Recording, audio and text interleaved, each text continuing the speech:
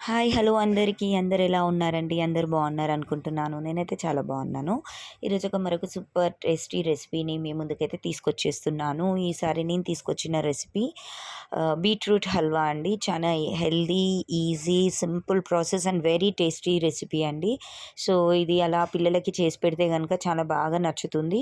ఈజీగా అయితే చేసేయొచ్చు. మరి ఈ డెలిషియస్ రెసిపీని తయారు చేసుకోవడానికి కావలసిన పదార్థాలు, తయారీ విధానం మనమైతే చూసేద్దాము.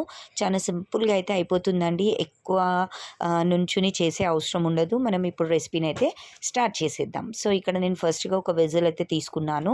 ఈ వెజిల్లో నేను ఇక్కడ వచ్చేసి నెయ్యి తీసుకుంటున్నానండి. నేను ఇక్కడ ఆవు నెయ్యి తీసుకుంటున్నాను. 2 పావుల నెయ్యి తీసుకున్నాను అనమాట. మీరు ఇక్కడ బెఫెలో గీ కూడా తీసుకోవచ్చు. నెక్స్ట్ ఇక్కడ నేను ముందుగా అయితే డ్రై ఫ్రూట్స్ని ఫ్రై చేసి పెట్టుకుంటున్నాను. నేను ఇక్కడ రైసిన్స్, కాజు, బాదం, పిస్తా మొత్తం 4 రకాల డ్రై ఫ్రూట్స్ అయితే తీసుకున్నాను. సో, ఇలా డ్రై ఫ్రూట్స్ అన్నీ కూడా చక్కగా వేయించేసుకోవాలండి. వేయించేసుకున్న తర్వాత వీటిని పక్కన పెట్టేసుకోవాలి. సో, ఇలానే మనము అన్ని రెసిపీస్ కూడా ఇంట్లోనే తయారు చేసుకుంటే చాలా బాగా అయితే ఉంటుంది. అన్నిటికన్నా ముఖ్యంగా చాలా హెల్త్ అనేది బాగుంటుందండి. బయట ఫుడ్ మీద డిపెండ్ అవ్వడం కంటే మనము కాస్త టైం స్పెండ్ చేసి ఇంట్లో ఇలా హెల్తీగా, హైజెనిక్గా చేసుకోవడం వల్ల మన హెల్తే బాగుంటుంది. సో, పిల్లలు కూడా ఇంట్లో వాళ్ళందరూ కూడా ఇష్టంగా తింటారు. నచ్చేటట్టు వాళ్ళకి ఉంటాయన్నమాట. ఎందుకంటే ఇంట్లో చేస్తాం కాబట్టి. సో, ఇలా డ్రై ఫ్రూట్స్ అన్నీ వేయించుకున్న తర్వాత నెక్స్ట్ దీనిలోనే మరొక 2 స్పూన్ల నెయ్యి అనేది యాడ్ చేసుకోవాలి. సో, ముందుగా నేనైతే బీట్రూట్‌ని పీల్ చేసుకొని దాన్నైతే చక్కగా తురిమేసుకొని పెట్టుకున్నాననమాట. సో, ఈ బీట్రూట్‌ని ఈ నెయ్యిలో ట్రాన్స్ఫర్ చేసుకోవాలండి. ఈ పచ్చితనం అంతా పోయే వరకు బీట్రూట్ అనేది చక్కగా ఫ్రై చేసుకోవాలన్నమాట. సో, ఇక్కడ నేనొచ్చేసి దాదాపుగా 1 కేజీ బీట్రూట్ అయితే తీసుకున్నాను. చక్కగా దీన్నైతే గ్రేట్ చేసేసాను గ్రేటర్ తోటి. దీన్నిప్పుడు వేడైన నెయ్యిలోకి అయితే ట్రాన్స్ఫర్ చేసేసుకున్నాము.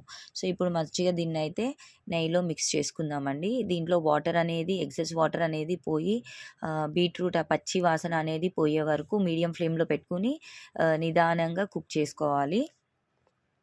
సో, చూడండి ఒక 5 మినిట్స్ కంప్లీట్‌గా సిమ్‌లో పెట్టుకొని కుక్ చేసుకున్నాక ఇలా అయితే ఉంటుందండి. 5-10 మినిట్స్ కంప్లీట్‌గా సిమ్‌లో పెట్టుకొని కుక్ చేసుకోవాలండి. హైలో పెట్టుకుంటే మాడిపోతుంది.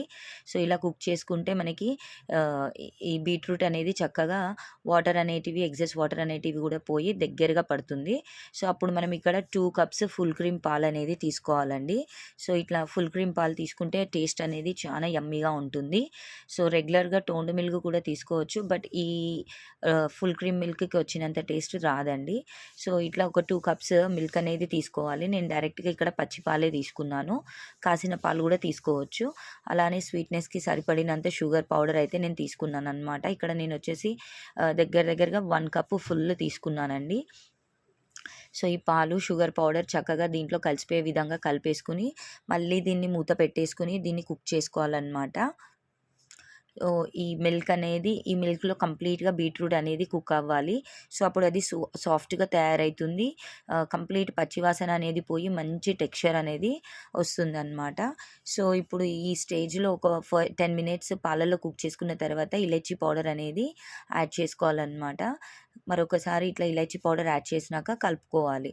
సో, స్వీట్ అనేది ఎంత డెలిషియస్‌గా ఉంటుందంటే చాలా బాగుంటుంది. సో, డెఫినిట్‌గా ట్రై చేయండి. దీన్ని ఇప్పుడు దగ్గర పడేంత వరకు కుక్ చేసుకోవాలి. కుక్ చేసుకున్న తర్వాత ఇది కంప్లీట్‌గా దగ్గర పడిన తర్వాత దీంట్లో నేను మరొకసారి ఒక 2 స్పూన్స్ నెయ్యి అనేది యాడ్ చేసుకుంటున్నాను. సో, ఫస్ట్ అనేది నెయ్యిలో కంప్లీట్‌గా కుక్ అయింది కదా! లాస్ట్‌లో గనుక కాస్త నెయ్యి యాడ్ చేస్తే చక్కగా దగ్గర పడి మంచి సిల్కీ టెక్స్చర్ అనేది వస్తుందండి స్వీట్‌కి. సో, అందుకే నేను ఒక 2 స్పూన్స్ నెయ్యి అనేది యాడ్ చేశాను. యాడ్ చేసిన తర్వాత ఇలా కలిపేసుకొని ఒక 2 మినిట్స్ మూత పెట్టేసుకున్న తర్వాత మనం ఆల్రెడీ ఫ్రై చేసి పెట్టుకున్న డ్రై ఫ్రూట్స్‌ని ఇందులోకి ట్రాన్స్‌ఫర్ చేసుకుంటే ఎంతో delicious, tasty beetroot halwa ready అయిపోతుందండి. సో, ఇంత హెల్తీగా చక్కగా పిల్లలకైతే మనం ఇంట్లోనే చేసి పెట్టొచ్చు. ఫ్యామిలీ మెంబర్స్ అందరూ కూడా మంచిగా ఎంజాయ్ చేస్తారు. ఇలాంటి స్వీట్స్ అకేషనల్లీ కానీ సండేస్‌లో కానీ ఇలా చేస్తే టైం ఉన్నప్పుడు చాలా బాగుంటుంది. ఇది పిల్లలకి స్నాక్స్ లాగా కూడా మనము బ్రేక్స్‌లో పెట్టొచ్చండి.